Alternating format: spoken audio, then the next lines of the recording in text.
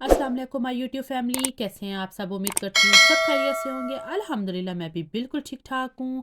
आज मैं आप लोगों के साथ जो रेसिपी शेयर कर रही हूँ ये बहुत ही ज़बरदस्त रेसिपी है, जो कि बहुत ही क्रिस्पी मज़ेदार सी है और इसको कहते हैं आलू डोनट्स। ये आप एक दफ़ा ज़रूर ट्राई कीजिएगा, आपको ये बहुत अच्छी लगेगी। इसको बनाना बहुत ही आसान है। एक दफ़ा जब आप इसको बनाएंगे तो ये रेसिपी आपको बहुत अच्छी लगेगी। तो चलें चलते हैं हम अपनी ज़बरदस्त सी रेसिपी की तरफ। बिस्मिल्लाहिर्रहमानिर्रहीम। सबसे पहले जो है वो मैंने आलू जो है वो ले लिए हैं, ये आधा किलो आलू हैं और इसको जो है वो मैंने बॉयल करके छील के तो फ्रिज में रख दिया था। उससे ये होता है कि जो आलूओं में मॉइस्चर होता है वो एवोपरेट हो जाता है और जो आलू हैं वो टाइट से हो जाते हैं कि जब आप इसकी या कटलेट्स बनाएं या आप जो है वो डोनट्स बनाएं, कुछ भी बनाएं, तो ये जो आलू हैं वो सख्ती रहते हैं और इससे जो है ये जब आप इनको फ्राई करते हैं तो ये टूटते नहीं हैं। इसको मैंने मैश कर दिया। उसके बाद अब मैंने इसके अंदर जो है वो एक मीडियम साइज़ का जो है वो अनियन डाल लिया है, जिसको मैंने चॉप कर लिया था। उस ये मैंने 2 हरी मिर्चें ली हैं जो कि मोटी सी होती हैं, तो ये ज़्यादा स्पाइसी नहीं होती, वो डाल ली हैं और साथ में एक वो हरी मिर्च डाली है जो कि ज़रा स्पाइसी सी है। उसके बाद इसमें हम जो है वो ग्रीन अनियन भी डाल लेंगे थोड़ा-सा, वो मैंने चॉप रफली कर लिया था। तो उसके बाद हम इसके अंदर डालेंगे फ्रेश धनिया। ये डालने के बाद अब हम इसके अंदर जो है वो कुछ स्पाइसेस ऐड कर लेते हैं।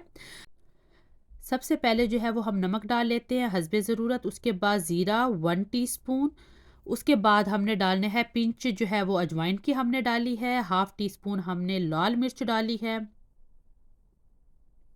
हमने चाट मसाला 1 टीस्पून डाला है। उसके बाद ब्लैक पेपर काली मिर्च जो है वो हाफ़ टी स्पून हमने डाली है। हमने 1 टीस्पून जो है वो गरम मसाला डाला है।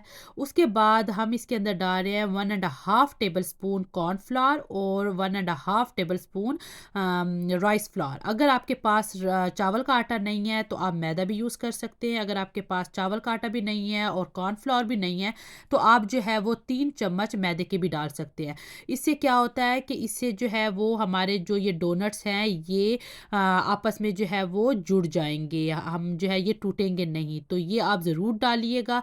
इसके बाद हम इसको जो है वो अच्छी तरह से मिक्स कर लेंगे। यहाँ पे देखें कि अच्छी तरह से मैंने इसको मिक्स कर लिया है। अब हमने जो है वो इसको शेप देनी है। तो यहाँ पे मैंने थोड़ा-सा ऑयल ले लिया है हाथों पे लगाने के लिए। यहाँ हमारे पास जो है वो ब्रेड क्रम्ब्स हैं और साथ में जो है वो ये एग है जिसको मैंने बीट कर लिया है। तो इसके बाद आपने हाथों पे ऐसे इस तरह ऑयल लगाना है और आपने थोड़ा-सा मिक्सचर उठाना है और आपने इसको जो है वो पहले कबाब की एक शक्ल दे देनी है और उसके बाद जो है वो इसको आप प्रेस करेंगे, जिस तरह आपको स्क्रीन पे नज़र आ रहा है। आप मेक श्योर कीजिएगा कि कोई क्रैक ना हो, क्योंकि क्रैक की वजह से ही फिर जब हम इनको फ्राई करते हैं तो ये टूट जाते हैं। तो इसलिए आपने जो है वो बहुत अच्छी तरह से इसको जो है वो बनाना है कि इसके अंदर कोई भी क्रैक नहीं। अगर आप ऑयल लगा के हाथों पे इसको शेप देंगे तो इसमें जो है वो कोई क्रैक नहीं बनेंगे। उसके बाद आपने जो है वो फिंगर की मदद से या फिर आपके पास किसी भी मतलब बॉटल का कोई लिड होता है छोटा सा इसी साइज़ का, जैसे कि आपको अभी स्क्रीन पे नज़र आ रहा है कि जितनी साइज़ का हमें डोनट्स के अंदर जिस तरह ये सुराख करना है, तो अगर उस साइज़ का है तो आप उससे भी कर सकते हैं, नहीं तो आप फिंगर की मदद से भी इजीली कर सकते हैं। उसके बाद हमने जो है वो फर्स्ट कोटिंग जो देनी है वो हमने एग की देनी है। एग की फर्स्ट कोटिंग देने के बाद फिर हमने दूसरी कोटिंग जो है वो ब्रेड क्रम्स की लगानी है। तो बस इस तरह जो है वो ये हम अपने डोनट्स को शेप दे देंगे इस तरह एक एक करके। तो मैं सारे डोनट जो है वो शेप दे दूंगी और फिर उसके बाद जो है वो आपको बताऊंगी कि अब हमने क्या करना है।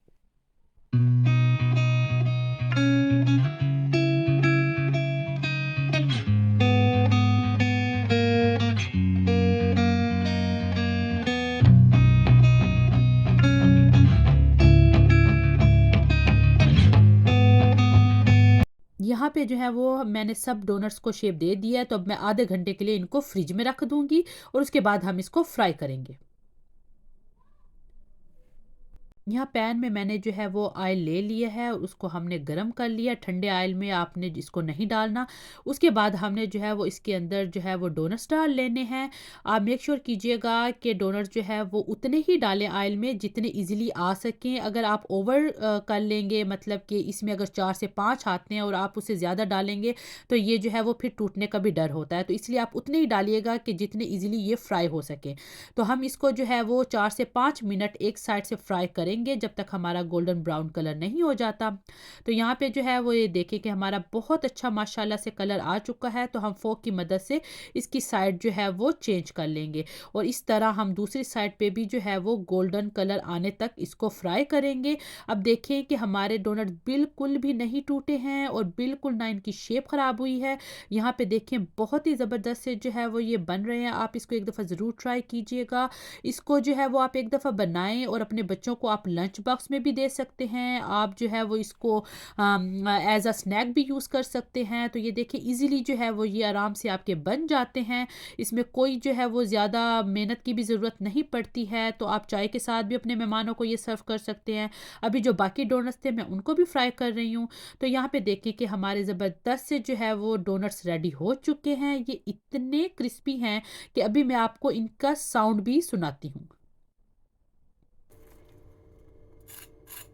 यहाँ पे देखें कि ये कितने ऊपर से क्रिस्पी हैं लेकिन अंदर से उतने ही सॉफ्ट हैं। बहुत ज़बरदस्त। एक दफ़ा इस रेसिपी को आप ट्राई करें और मुझे इसका फीडबैक भी ज़रूर दीजिएगा कि ये रेसिपी जो है वो आपको कैसी लगी है। तो बस यहीं तक थी ये मेरी आज की रेसिपी, जो कि उम्मीद करती हूँ कि आपको पसंद आई होगी। इसको लाइक भी कर दें, इसको शेयर भी कर दें और मेरे चैनल को सब्सक्राइब भी कर दें कि ताकि हर नई आने वाली वीडियो आपको मिल सके। तो मिलती हूँ मैं किसी और नई रेसिपी या व्लॉग के साथ। अपना ख्याल रखिएगा। अल्लाह हाफिज़। फातिमा कैसा बना? Crunchy on the outside, soft on the inside, and a little bit spicy, and it's really delicious. Thank you. You're welcome.